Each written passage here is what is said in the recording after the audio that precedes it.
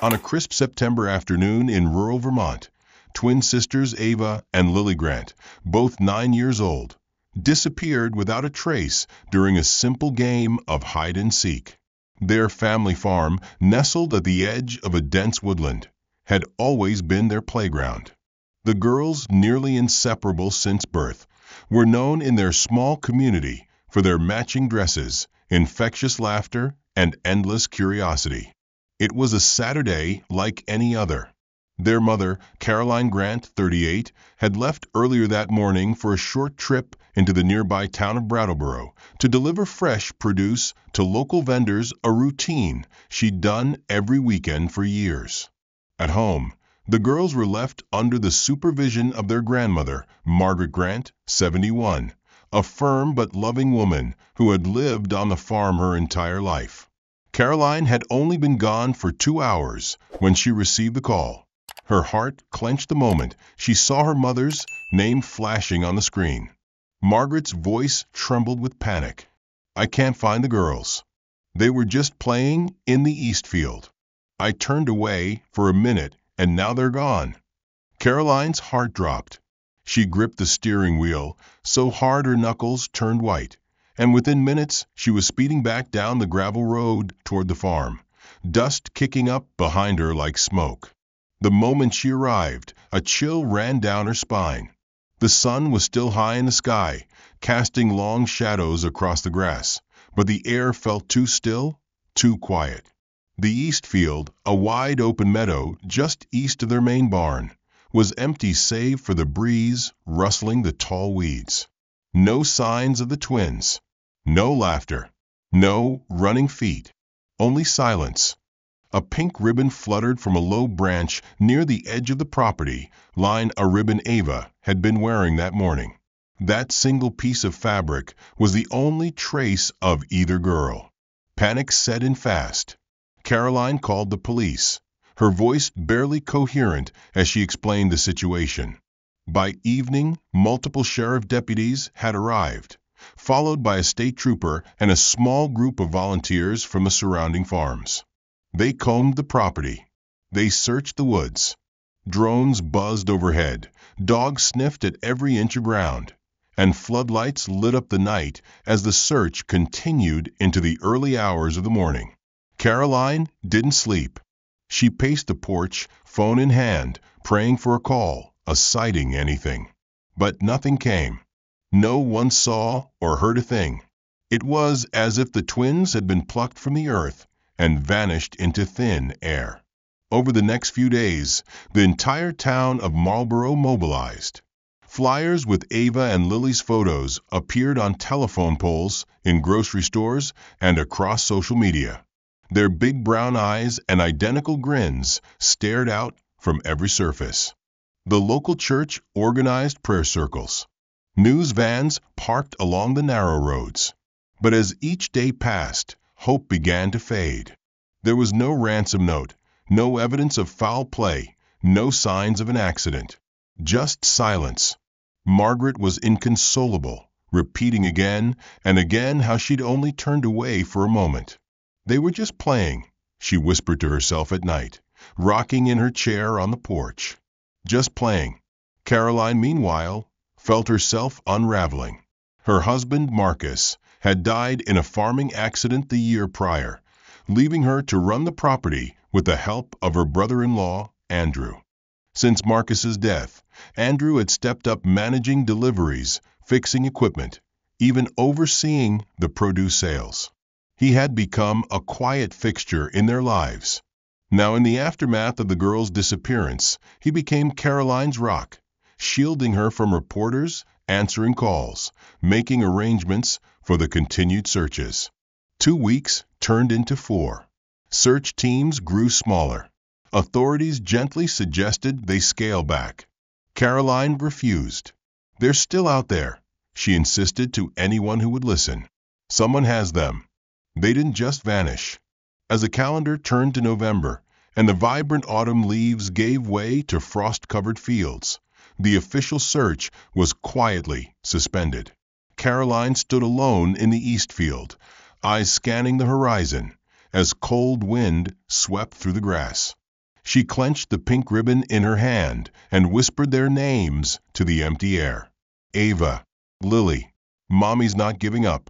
The entire town would remember that day, the day the Grant twins disappeared from their family farm without a trace. It was the beginning of a mystery that would haunt their community for months. But what no one could have imagined was the horror that would unfold just 2 months later when Caroline, acting on a hunch, entered the old barn alone, lifted a single hay bale, and discovered something that would freeze her blood. 2 months had passed since Ava and Lily Grant vanished from Eastfield, and though the headlines had moved on, the grief inside Caroline only deepened. She sat at her kitchen table, staring into a mug of cold coffee, barely aware that it had long since gone untouched. Across from her sat Evelyn Hayes, a grief counselor sent from Windham County Support Services. Evelyn, 42, had kind, tired eyes and a voice like Warren's silk soft, practiced, and careful. She had worked with families broken by loss, by trauma, and she recognized in Caroline the kind of quiet devastation that came after hope had been scraped thin. Through the kitchen window, they could see a new wave of searchers combing the edges of the woods with dogs, the same patch of forest that had been searched dozens of times before. They're methodical, Evelyn murmured, almost to herself. Even after all this time. Caroline didn't answer. Her eyes were on the search team, watching the handlers guide the dogs with slow, precise movements. The dogs had grown older. With the search, many of them were replacements now. Do you feel ready to revisit what happened that day? Evelyn asked, keeping her voice neutral. Caroline's fingers tightened around her mug. We've gone over it so many times, she replied, her voice hoarse, distant. The girls were playing in the Eastfield. I was in town for deliveries. Marcus, her voice caught. My mother-in-law was watching them. I told them to stay close, not near the road. Evelyn nodded, jotting something down in her notebook. When did you realize something was wrong? Caroline's gaze drifted. I called from town, just checking in. Margaret said she couldn't find them. So they'd been playing hide and seek, and Ava didn't come when she called. She checked the barn. Nothing. Then Lily was gone too. That's when she called me. Her voice was a flat monotone now, the emotional edges worn smooth by endless retelling. They found Ava's ribbon near the fence, but nothing else. Not even footprints. Evelyn looked up. And Andrew. He had deliveries in Chester that day, Caroline answered. Told me he'd be gone all afternoon. She paused, her voice growing smaller. He's been everything since Marcus died. Took over the farm, managed everything, talked to the police, handled press. I don't know what I'd do without him. Evelyn was quiet for a moment. Grief can make us lean heavily on the familiar, she said carefully, especially someone like Andrew, who stepped in so completely. Caroline didn't respond.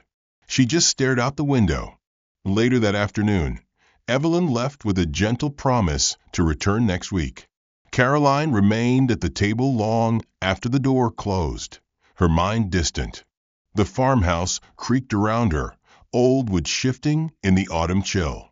Without the girls, the house felt hollow, every echo a ghost. Margaret entered the room quietly. Andrew called. Said he's running late, making deliveries over the border. Caroline nodded absently. Since Marcus's accident the year before, Andrew had all but moved in. He stayed in one of the upstairs rooms, helped fix the fences, handled taxes and schedules. She'd never questioned it, never had a reason to. Until now. She glanced out the window at a section of fence Marcus had always kept perfectly mended. Now it sagged slightly, repaired with mismatched wire and half-nailed boards. It was a small thing, but it felt wrong. The phone rang, jolting her. Caroline crossed to the study and picked it up. Hello. Mrs. Grant, this is Detective Romero. His voice was clipped but polite. I need to verify something with you. Was Andrew making deliveries in Chester the day the girls went missing? Yes, Caroline answered, frowning. That's what he told me. Why? The market manager there says your farm didn't have a booth that day. He doesn't recall seeing Andrew at all. Caroline's grip tightened on the receiver. That can't be right. He left that morning with the truck. I saw him loading crates. Could you ask him about the discrepancy when he returns? The detective asked. It's probably just an oversight, but we need to confirm. Of course. She hung up and stood still, her mind racing. What if it wasn't an oversight? What if Andrew hadn't gone to Chester at all? Her eyes drifted to the filing cabinet where they kept the farm's books. Maybe she could clear this up herself. She opened the bottom drawer and pulled out the delivery ledger. The pages were thick with ink, first Marcus's tidy entries, then Andrew's more chaotic scrawl. As she flipped through, she noticed dates crossed out, entries rewritten, expenses that didn't make sense. There were cash withdrawals for amounts that seemed excessive for their normal operations. Her stomach turned. Andrew had been running the finances for months. Had she trusted him too much? She shoved the ledger back into the drawer and tried to breathe. That night, she barely touched her dinner. Andrew returned late, as promised, brushing off the missed call as a scheduling mix-up. People in Chester get confused. I was there, he said with a tight smile. But something in his tone felt too casual, too smooth. Romero said the market had no record of us that day, Caroline replied carefully. Andrew shrugged. Their paperwork's a mess. He changed the subject quickly. I heard they're bringing the dogs back tomorrow. Seems like a waste, don't you think? Caroline froze. Why would he say that? Why suggest stopping the search? Her appetite vanished. She excused herself early and went to bed, lying in the dark and staring at the ceiling, every inconsistency sharpening like glass. At 11:45 p.m., the low rumble of Andrew's truck pulled her from her thoughts. She moved to the window and watched, heart hammering, as the headlights veered not toward the road, but toward the barn. Caroline remained frozen at her bedroom window, her breath fogging the cold glass as she watched Andrew's truck crawl slowly across the gravel driveway and veer toward the barn. The headlights cut through the darkness, illuminating the aged wooden structure that had stood at the edge of the Eastfield for over a century. Her stomach twisted. It was nearly midnight. No one made deliveries at this hour, not even Andrew. She glanced at the clock. 11:48 p.m. The house was silent, save for the occasional creak of old boards adjusting to the cool night air. She quickly slipped into jeans and pulled a wool sweater over her pajama shirt, her fingers trembling as she moved. At the doorway, she hesitated, then returned to the dresser to retrieve a small flashlight from the drawer. The moonlight outside was bright, but she wanted to be prepared. As she tiptoed downstairs, every step felt amplified, the sound of the old floorboards beneath her feet loud in the otherwise silent house. When she reached the back door, she paused to pull on her boots, the rubber soles sliding over her wool socks with a quiet whisper. She didn't turn on the porch light. Instead, she eased the door open and stepped out into the night. The air was crisp and damp, carrying the earthy scent of cut hay and fall decay. Far off, an owl called once, then fell silent. Caroline kept the shadows, moving along the tree line that bordered the back field. From her vantage point, she could see Andrew's truck parked beside the barn, the driver's door left wide open. She crouched behind a tall oak, her breath coming in shallow gasps. Her heart pounded against her ribs as she watched Andrew pull a large bag from the truck bed. The bag was white, plastic, and labeled in black and red. She squinted, barely making out the letters under the barn's exterior light. Vermguard. She reached into her pocket and pulled out her phone. With shaking hands, she searched the brand. The screen lit up with search results: Vermguard Industrial Rodent Repellent, followed by multiple reviews and descriptions. She clicked one of the reviews. Warning to canine handlers, it read. This product severely impacts scent detection. Avoid use near search dogs. Her throat tightened. Why would Andrew be spreading a chemical that interfered with tracking dogs, especially on the eve of another canine-assisted search? Her mind reeled. Was it just pest control, or something more sinister? Andrew carried the bag inside the barn, leaving the door partially open. Caroline crept forward, staying low. She reached the barn side and flattened herself against the wall, peering through a narrow crack in the aged boards. Inside, Andrew methodically spread the contents of the bag around a specific section at the back of the barn, near a large stack of hay bales. He moved with precision, almost ritualistic in his motions, ensuring that every corner was thoroughly dusted. He paused briefly to wipe sweat from his brow, then returned to the truck for a second bag. Caroline retreated behind the oak tree and called the only person she trusted enough to confide in Eleanor Keller, her elderly neighbor who had lived on the adjacent farm since before Caroline was born. "Eleanor, it's me," she whispered. "I'm sorry to call so late." "Caroline." Eleanor's voice was sharp with concern. "What's wrong?" "Andrew's at the barn," Caroline whispered. "It's almost midnight. He's spreading Vermguard rat repellent, but it affects search dogs." "Why would he use that now, the night before the search?" There was a pause. Then Eleanor replied, her voice steady but firm. "Don't do anything rash. Just watch him. Take photos if you can. And if you find anything, call Detective Romero immediately." "Not Andrew. Do you hear me?"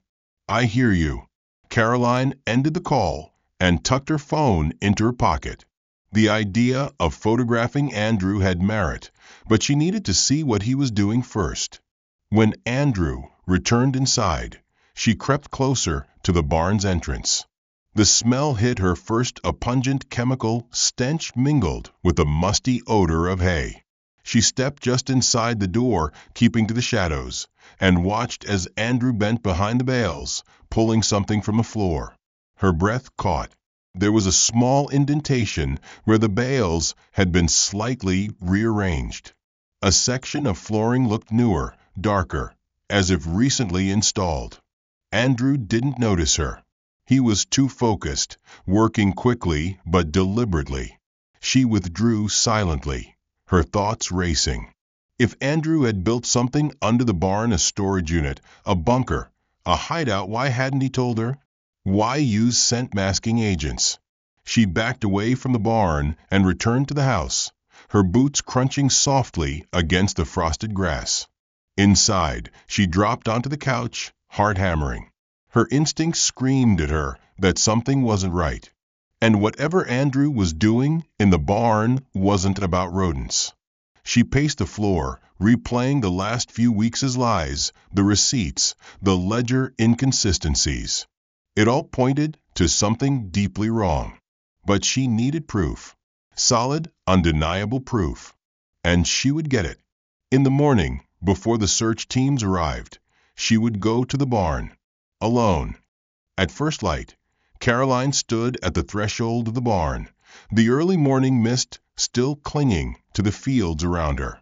The ground was damp and the grass slick with dew as she stepped inside, the air heavy with a lingering scent of Vermguard and old hay. She paused for a moment, allowing her eyes to adjust to the dim light filtering through the warped wooden slats of the barn walls. Everything felt different in the quiet of dawn, as if the very structure of the barn held its breath, waiting. She moved toward the back, heart thudding in her chest, the flashlight gripped tightly in her hand. Her boots crunched against scattered hay and dirt. The section Andrew had been working on the night before was still slightly disturbed. The bales, though stacked neatly at first glance, seemed too uniform, too deliberate. Caroline crouched beside them and touched the edge of one. It felt newer than the others, less dusty. She pushed it experimentally and found it slid with surprising ease. Drawing on every ounce of strength she could muster, she began shifting the bales one by one. Sweat beaded on her brow despite the chill in the air. Her breathing grew heavier, labored with effort and fear. The deeper she dug, the more certain she became that something was hidden beneath. Finally, after moving the last bale aside, she sawed a hatch. A perfect rectangular piece of wood, stained to match the surrounding floorboards, with hinges so carefully concealed they were almost invisible. The boards around it were newer, the grain finer than the century-old planks that made up the rest of the barn. Caroline dropped to her knees, fingers trembling as she searched for the edge. When she found it, she hesitated for just a heartbeat, then pulled. The hatch groaned softly as it lifted, revealing a narrow opening and a ladder descending into darkness. A wave of cold air rose from the space below, bringing with it the faint smell of concrete and something faintly metallic and sterile. She shone her flashlight into the opening. What she saw made her gasp. Concrete walls lined with acoustic padding, a small cot in one corner, a stack of books, a battery-powered lamp still faintly glowing, and then two faces. Two pale, familiar faces staring up at her from the depths. "Ava," she whispered, her voice cracking. "Lily." The girls blinked, their eyes wide with disbelief. "Mom," Ava asked, shielding her eyes from the light. "Are you better now?" "Uncle Andrew said you were really sick," Lily added, her voice small. "He said we had to stay here so you could get better." Caroline's throat tightened. She couldn't speak for a moment, overwhelmed by the sight of her daughters alive, thinner, disheveled, but alive. "He said you couldn't have visitors," Ava continued. "That noise would make it worse." Caroline shook her head slowly, tears streaming down her cheeks. "No, sweethearts. I wasn't sick. I've been looking for you every day. Every single day." The girls looked at each other, confusion and realization dawning slowly in their eyes. "But he said it was your idea," Lily whispered. "He said you asked him to keep us safe here." Caroline felt her knees buckle and lowered herself onto the floor beside the hatch, reaching down to them. "He lied to you," she said softly. "He kept you hidden from me." She reached for her phone with trembling hands and dialed Detective Romero's number. "Detective," she said when he picked up, her voice thick with emotion. "I found them. Ava and Lily, they're alive. In the barn. He built a room under the barn, and he's been keeping them there." Romero's voice immediately sharpened with urgency. "Don't confront him. Officers are en route. Stay with the girls."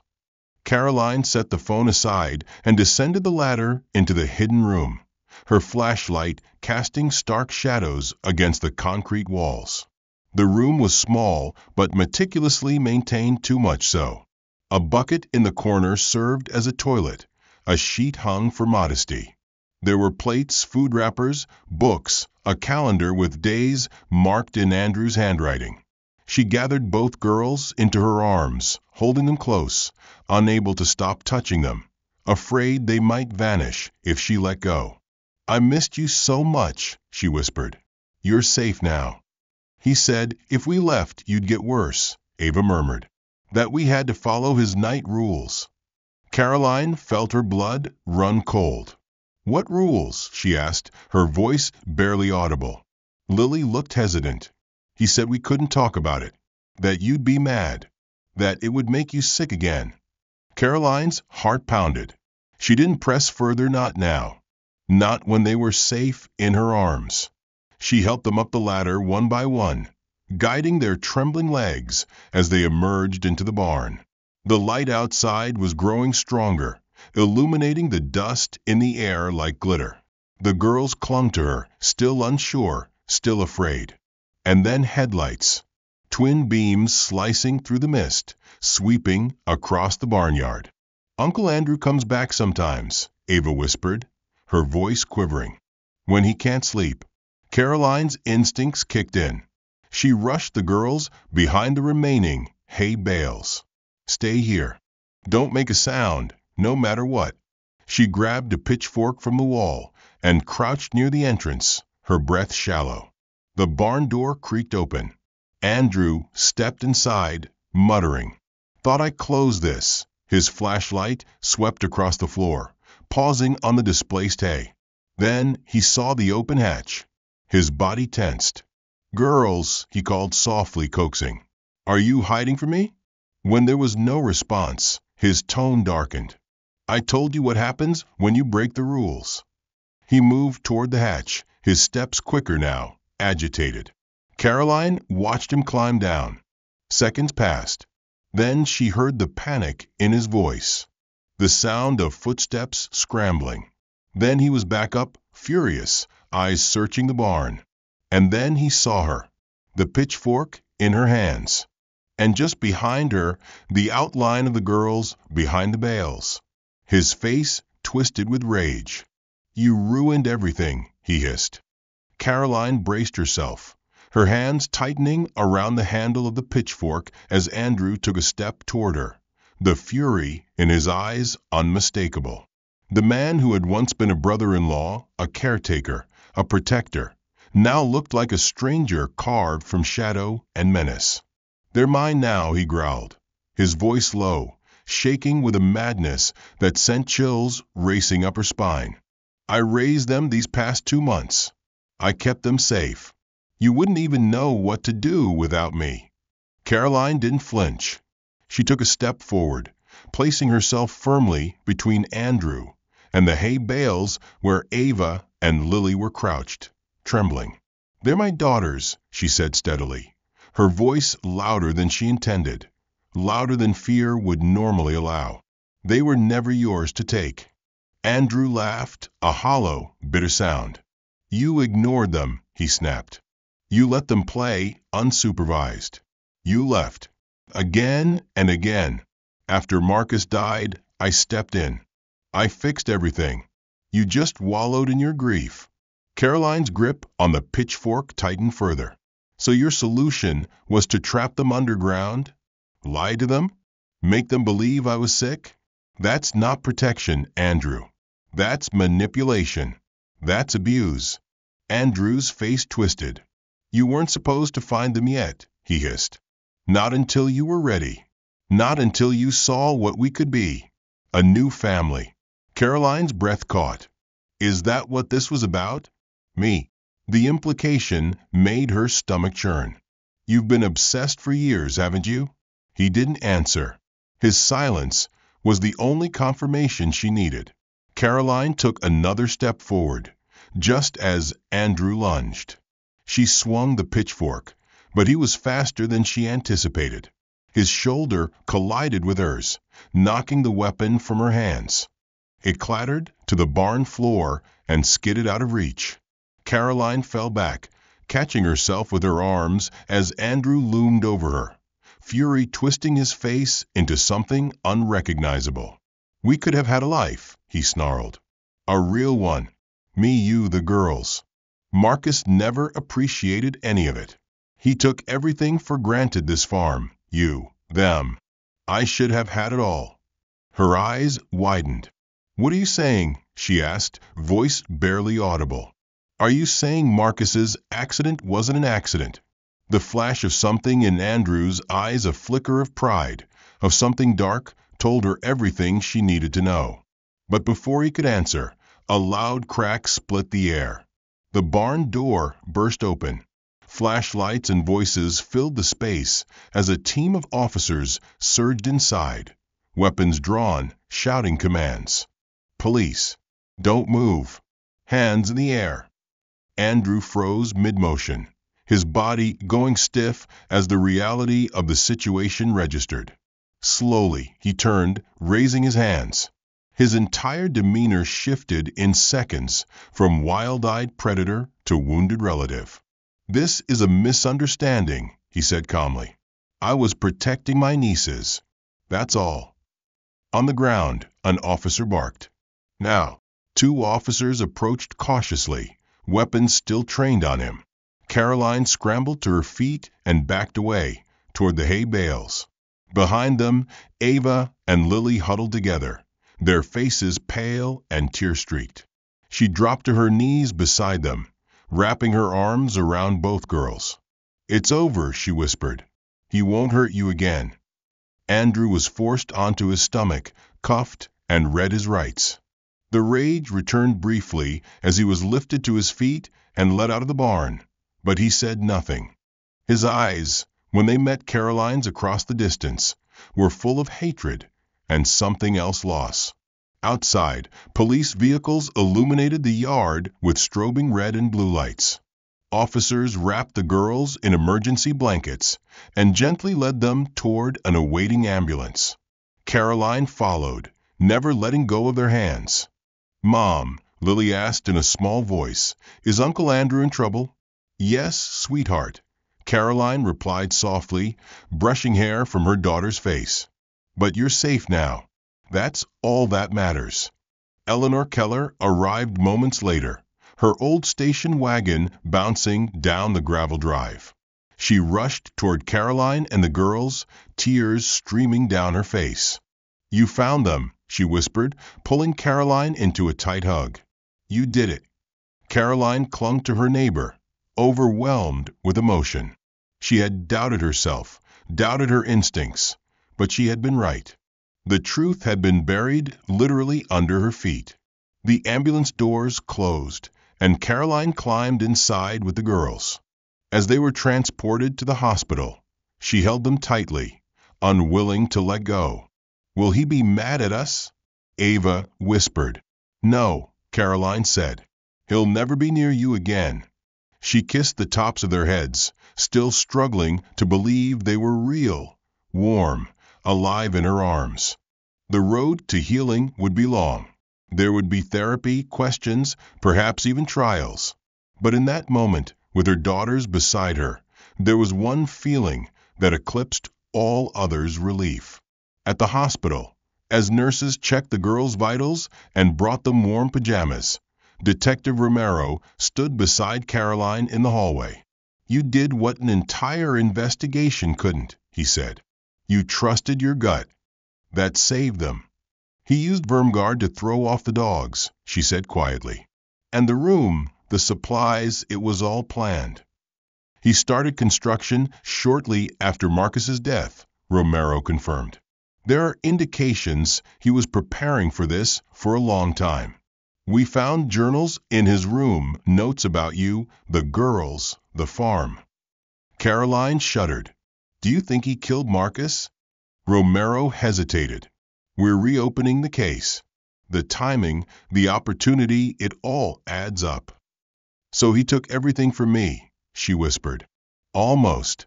Not everything," Romero said gently, nodding toward the room where Ava and Lily lay. "You still have them." Caroline nodded, wiping a tear from her cheek. "Yes, I do." The fluorescent lights of the hospital hallway buzzed faintly overhead as Caroline sat in a stiff plastic chair outside the twins' room, her hands clasped in her lap, knuckles white. Her daughters were safe, just a few feet away, tucked into clean hospital beds with warm blankets and fresh pajamas covered in cheerful cartoon prints. The sight should have brought her peace, but instead, a gnawing dread sat heavy in her chest. She couldn't stop glancing through the observation window, afraid they might vanish again if she looked away for too long. Inside, Ava and Lily lay side by side, their small hands clasped even in sleep. A nurse had gently braided their hair, and someone had found matching stuffed animals for them to hold. Their faces were pale, their cheeks hollowed, but they were alive. Caroline kept reminding herself of that one undeniable truth: they were alive. Detective Romero stood beside her, his notebook open, pen poised. His face was lined with exhaustion and concern, but his eyes were alert. "We believe Andrew began planning the underground room shortly after Marcus's accident," he said quietly. "Based on receipts, material orders, and surveillance footage from local hardware stores. The construction took place over several months. While I was grieving, Caroline whispered, her voice laced with bitterness, he told me he was reinforcing the barn for winter. I didn't even question it. Romero nodded. He deliberately timed the excavation and loud construction for the days you were out making deliveries. And he had a system for hiding supplies, delivering them in smaller batches, disguising them as farming equipment. And the Vermguard? He used it specifically to mask human scent. It's effective enough to confuse trained K-9 units. That's why none of our previous sweeps turned up anything near the barn. Caroline closed her eyes, leaning back against the wall. He was always so helpful. After Marcus died, he stepped up in every way. I thought he was saving me. I thought I couldn't have managed without him. That's exactly what predators rely on, Romero said gently. Trust. Familiarity. He inserted himself into every aspect of your life until you had no reason to question his presence. A doctor appeared at the far end of the hallway. Dr. Patel, a calm, middle-aged woman with soft eyes, approached with a clipboard in hand. Caroline stood quickly, her heart racing. Are they okay? Dr. Patel nodded reassuringly. Physically, yes. They're stable, dehydrated and malnourished, but with no immediate signs of injury. They've each lost approximately 15% of their body mass since their last pediatric visit. We're starting them on a refeeding protocol to stabilize their digestion. Caroline exhaled slowly, relief rushing through her. And psychologically, the doctor's expression turned cautious. They're traumatized. The isolation, the lies, the manipulation, it will take time and professional therapy to process. I've already scheduled a session tomorrow morning with Dr. Levine, our pediatric trauma specialist. Thank you, Caroline murmured. Can I sit with them? Of course, Dr. Patel said, stepping aside. They've been asking for you. Caroline pushed open the door and stepped inside. The room was quiet, filled with the soft beeping of monitors and the hum of a heating vent. Ava stirred first, her eyes fluttering open. Mom, she whispered. I'm here, Caroline said, rushing to her bedside and kneeling beside her. She reached across to take Lily's hand too, and the younger twin opened her eyes slowly. Are we going home? Not yet, Caroline said gently. You're staying here tonight so the doctors can help you feel better. But we'll be home soon. I promise. The girls nodded, but their expressions remained unsure, shadows of confusion lingering in their eyes. Uncle Andrew said we'd be in trouble if anyone found us, Ava whispered. He said we'd make you sick again. I know, Caroline said softly. He lied to you. I was never sick. I've been looking for you every day. Lily looked down at her blanket. He told us we couldn't talk about night visits, she said quietly. He made us promise. He said there were special rules. Caroline's stomach turned. What kind of rules? Ava and Lily exchanged glances. Lily hesitated, then whispered. We had to sit still, not make noise. Sometimes we had to close our eyes and not move until he said so. And if we didn't, Ava added, he got really mad. But he said it was because he loved us, because he was helping. Caroline forced her face to remain calm. He had no right to do that. He was wrong, and he'll never come near you again. She pulled them both into a gentle hug, tears stinging her eyes as she held them close. They had been manipulated, brainwashed, made to believe that their imprisonment was love. The betrayal twisted in her gut like a knife. That night, Caroline refused to leave their side. She sat in a chair between their beds, holding each girl's hand in her own. Every time a nurse came in to check vitals or adjust monitors, she woke with a start, terrified that something would happen, that someone might come to take them again. Around dawn, Eleanor Keller returned with coffee and a change of clothes. She sat beside Caroline and held her hand. "You trusted your instincts," Eleanor said. "You found them when no one else could." Caroline nodded slowly. "But at what cost? I let him get that close. I let him touch every part of our lives." "He manipulated you," Eleanor said gently. "That's what people like him do. But you saw through it in the end. That matters more than anything." Throughout the day, hospital staff came and went, and eventually Dr. Levine arrived. The trauma specialist sat with the twins, speaking in soft, reassuring tones. The girls responded hesitantly at first, but over the course of the session, they began to open up. They described the underground room, the rules, the stories Andrew had told them. Dr. Levine took careful notes, nodding, her expression calm. When the session ended, she approached Caroline. "They're fragile but resilient," she said. "With the right support, they can recover. It will take time, but they've already shown signs of emotional strength." Caroline felt a lump rise in her throat. "And what about me? You'll need support too," Dr. Levine said kindly. "Mothers often shoulder the weight of everyone's healing. Don't forget to take care of yourself." Caroline nodded slowly. She knew the road ahead would be long. There would be therapy appointments, legal proceedings, investigations into Andrew's past, and maybe even into Marcus's death.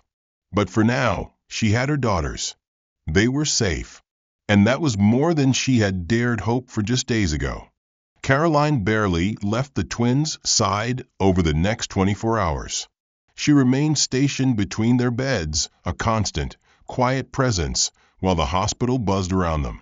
Nurses came and went, changing for fluids and checking vitals, while doctors gently discussed nutrition plans and hydration levels. Ava and Lily were exhausted, sleeping in short, uneasy bursts, their small bodies flinching at every sudden sound. They were still afraid the nightmare wasn't truly over. And Caroline, though determined to protect them with everything she had, couldn't shake the feeling that there were still layers of this horror she hadn't yet uncovered. The police had done their job. They had arrested Andrew and begun combing through every inch of evidence. But something gnawed at her, a quiet, persistent question that refused to leave. What else had he done? What had he really wanted? That morning, Detective Romero returned, his expression drawn but composed. "We've searched his room," he said, standing beside Caroline in the hospital hallway. "We found journals. Dozens of them." Caroline's heart sank. "Journals?" "Yes," Romero confirmed, flipping through a manila folder in his hands. "Detailed logs. Thoughts, plans, fantasies. Some date back several years. There are entries about you from before Marcus's death. Disturbingly focused ones. Obsessive."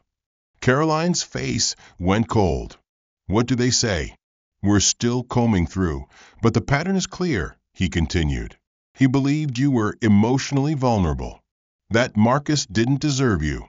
He had a fantasy that the farm would belong to him, along with you and the girls. He described a future where you would come to understand that he was the one truly taking care of you." Caroline wrapped her arms around herself. "He never said anything, never did anything outwardly inappropriate." "Predators rarely do at first," Romero said gently. "But the level of premeditation here, it's severe. He didn't just build that room.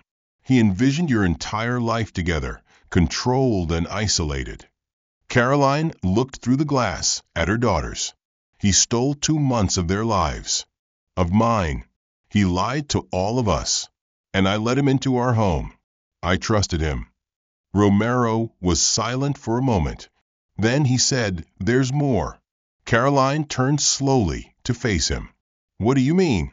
"Some of the journals suggest he may have had a hand in Marcus's accident," Romero said. "We've reopened the case officially. There were inconsistencies at the time, but nothing definitive. Now, With this context, we have reason to believe he may have tampered with the equipment Marcus was using that day. Caroline's knees buckled slightly. She reached for the wall to steady herself. Oh my God. We'll know more after the forensic team finishes re-examining the tractor and equipment records, he said. But we wanted you to hear it from us first. Nothing will be left unchecked. Caroline nodded mutely. Inside the hospital room, Ava stirred and opened her eyes. Her gaze met her mother's through the window, and Caroline quickly composed herself and re-entered the room. Are you okay? Ava asked quietly. Caroline sat beside her bed, brushing hair away from her daughter's face. Yes, sweetheart. I'm okay. How are you feeling? Tired, Ava said, but safe. Lily shifted on her bed. Can we go home soon? Tomorrow, Caroline promised. The doctors want to keep you one more night, just to make sure you're strong enough. The girls nodded. Then Lily hesitated. Mom. Yes, baby. What if he comes back? Caroline felt the question pierce through her chest like a blade. He won't, she said firmly. He's far away now. The police have him, and he'll never be able to hurt you again. But he said, Ava began, then stopped. Caroline leaned closer. What did he say? Ava looked at her sister, then back at her mother. He said you'd forgive him one day, that we'd all be a family again. He said you still loved him. Caroline's breath caught. That's not true, she said softly but firmly. He made up those stories to confuse you. I never loved him that way. I never asked him to keep you down there. I was never sick. We know now, Lily whispered. But it felt real then. I know, honey, Caroline said, wrapping her arms around them both. He tricked you.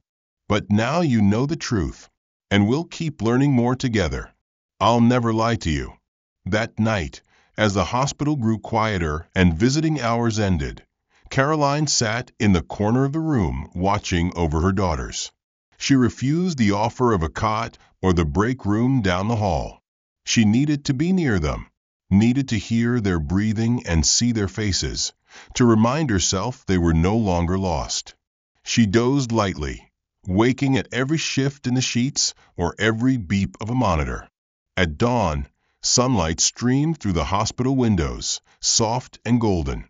Ava and Lily were still asleep, curled toward each other in mirror image poses. Caroline rose slowly, stretched her legs, and stepped into the hallway. Eleanor was already there, waiting with coffee in a paper cup and a small tote bag. You'll be going home today, Eleanor said, offering the cup. I brought a few things to make the house more comfortable.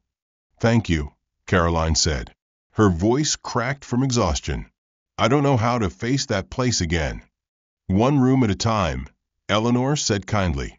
We'll help. We'll clean. We'll cover that hatch and seal it forever if that's what you want. It's what I want, Caroline said. I never want them to remember that space. Then we'll make sure they don't, Eleanor said. The house can be made warm again. Not overnight, but with time. Caroline looked down the hallway toward her daughter's room.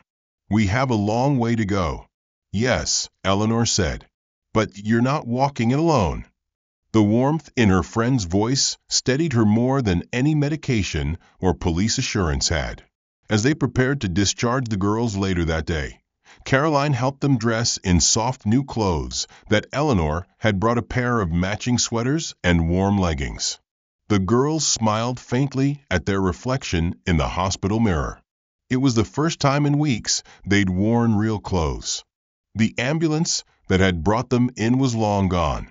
This time, they would leave the hospital in Caroline's car, driving away from trauma towards something fragile and uncertain but theirs. The future. The ride home from the hospital was quiet. Caroline drove with both hands firmly on the wheel, her eyes flicking constantly between the road ahead and the rearview mirror, where Ava and Lily sat in the back seat, bundled in the soft clothes Eleanor had brought. Neither girl spoke much, but they kept close to each other, their shoulders touching, fingers intertwined as if afraid the other might disappear. The October sunlight filtered through the trees lining the rural roads of Vermont, casting golden patterns across the dashboard and windshield. But Caroline felt no warmth. Every bend in the road brought her closer to the house where she had lived, loved, and unknowingly allowed a predator to fester under her roof. As they pulled into the driveway, the familiar crunch of gravel under tires brought a wave of nausea. The barn loomed in the distance, casting a long shadow across the yard, its weathered boards hiding the secret it had held for 2 horrific months. Caroline parked near the porch and turned off the engine. She turned in her seat to face the girls. "We're home," she said softly, and tried to smile. Lily looked out the window at the house, then back at her mother. "Do we have to go inside?" "Not the barn," Ava added quickly, her voice barely above a whisper. "Never again." "You won't," Caroline assured them. "You'll never have to go in there again. That part of our life is over." She stepped out, walked around to the back seat, and opened the door. One by one, she helped them down, their movements tentative, unsteady. As they reached the porch steps, Eleanor's car pulled up behind them. The elderly woman emerged carrying a basket filled with groceries and a warm blanket folded neatly on top. "Thought you might need few things," she said, her voice bright but not forceful. Caroline felt tears prick her eyes. "Thank you," she whispered. "I didn't know how we'd start." "You start by walking in," Eleanor said gently, "and then we take it hour by hour." Inside, the house smelled of dust and lemon-scented cleaner. Someone, likely Eleanor, had taken the liberty of tidying up while they were gone. The curtains were drawn open to let in light, and a soft fire had been lit in the living room hearth. Still, the silence was palpable, too quiet, too empty, and haunted by memories that didn't match the present. Ava and Lily hovered near the doorway, unsure. "Would you like to sit by the fire?" Caroline asked. They nodded slowly. She helped them out of their jackets and guided them to the couch. They sat curled against one another as Eleanor unpacked groceries in the kitchen. Caroline joined her hands shaking slightly as she picked up a carton of milk and placed it in the fridge. "They're terrified," she said, "of this house, of everything it reminds them of." "Of course they are," Eleanor replied, "but that fear doesn't own them. Not forever." Caroline leaned against the counter. "I keep thinking about the moments I let slip by, the signs I missed." "You did what you could with what you knew," Eleanor said firmly. "You saw the truth when it mattered most, and you saved them." They worked in silence for a while. Then Eleanor quietly said, "What do you want to do about the barn?"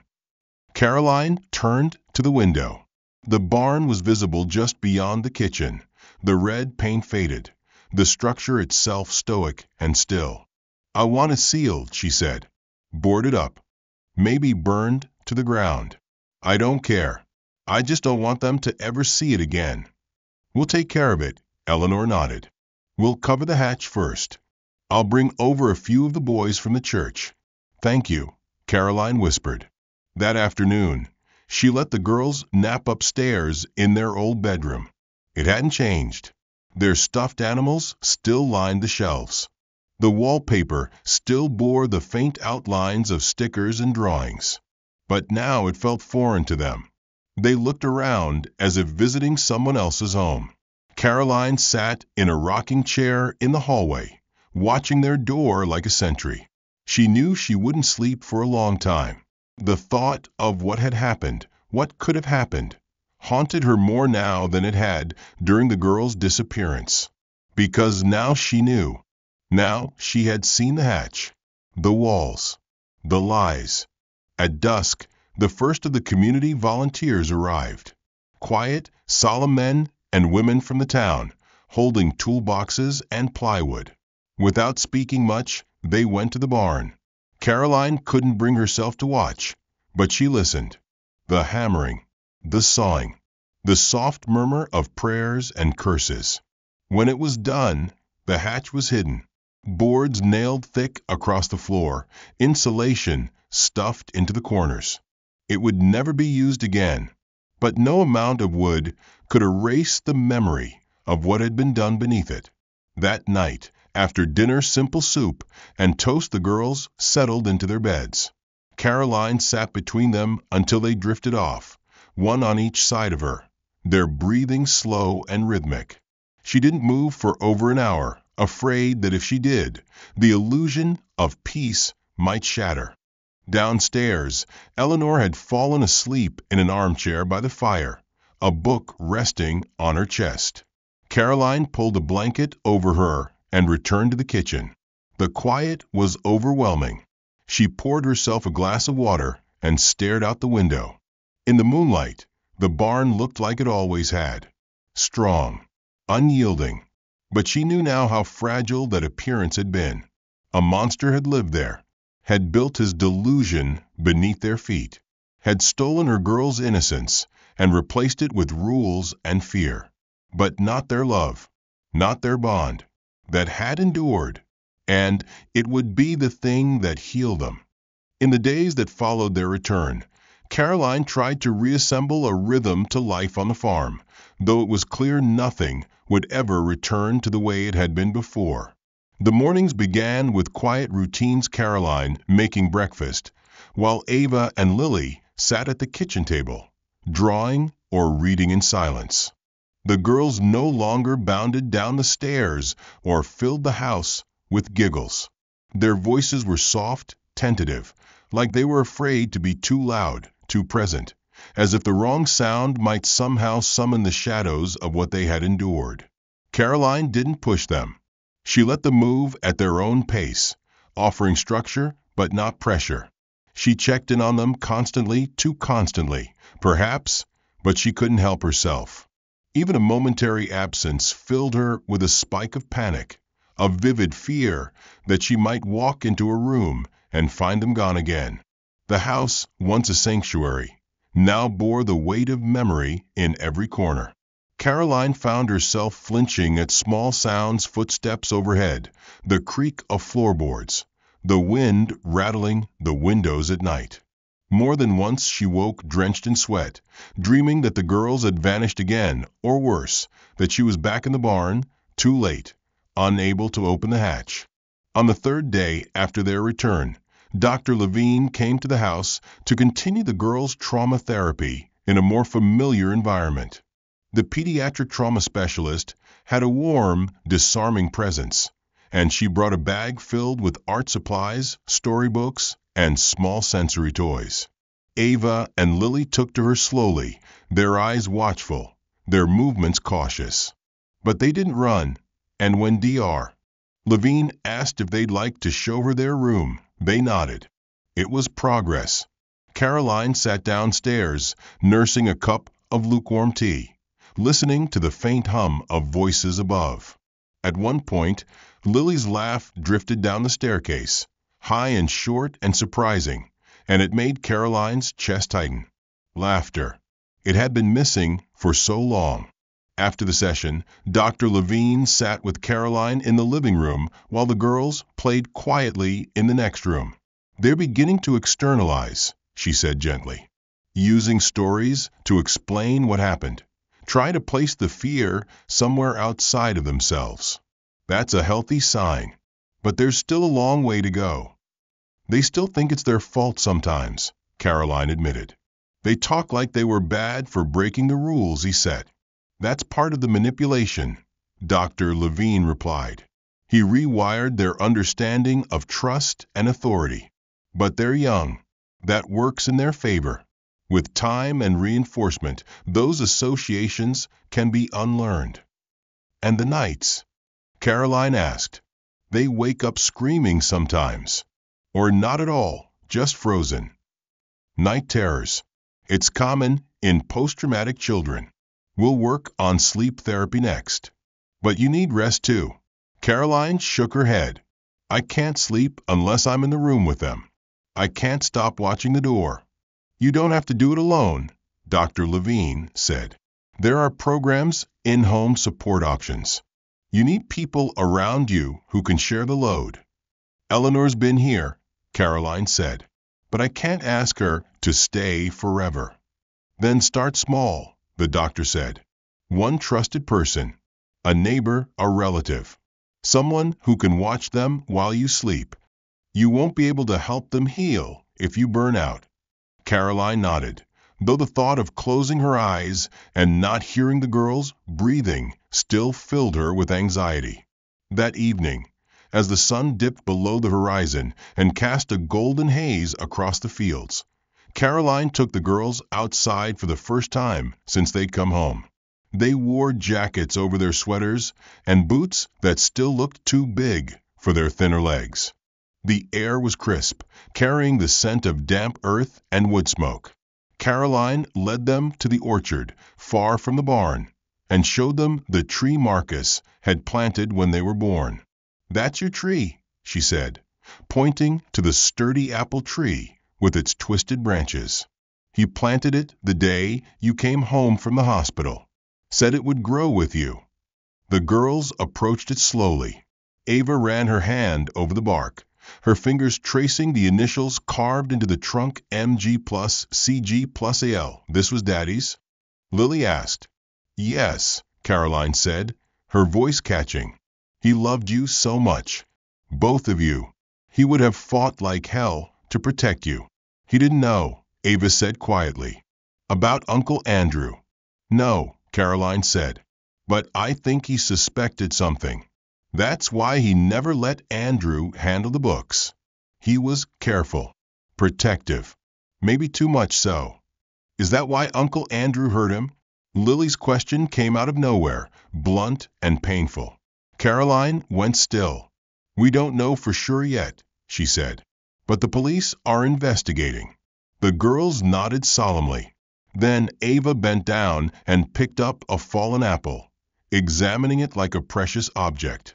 "Can we come here again tomorrow?" "Any time you want," Caroline said. "This is your place. It always has been." That night, after bath time and stories, Caroline tucked them into bed and sat beside them until they drifted off. She didn't go downstairs. Instead, she stayed curled in the old rocking chair in the corner, a blanket pulled over her legs. At some point she dozed off, and when she awoke, it was to the sound of one of the girls whispering in her sleep just a name, "Mommy." And this time, it wasn't a cry for help. It was comfort, recognition, the start of healing. 3 weeks after Ava and Lily were rescued, the autumn air in Vermont grew colder, the leaves turning from burnished gold to brittle brown. The mornings began with frost glistening on the fields and the sound of birds retreating south. Inside the farmhouse, the warmth had begun to return slowly and quietly, like a cautious guest. There were still hard days. The twins continued to wake in the night, sometimes tangled in dreams they couldn't articulate. Caroline often found one or both of them standing beside her bed in the early hours, silent and wide-eyed. She never asked questions. She simply pulled back the covers and held them close, listening to their breathing until sleep reclaimed them all. During the days, the girls began to find small joys again. They helped Eleanor bake cinnamon muffins in the kitchen, their laughter tentative but growing stronger. They painted pictures with Dr. Levine, and when asked about their feelings, they pointed to colors purple for sad, yellow for scared, green for safe. Caroline learned a new vocabulary with them.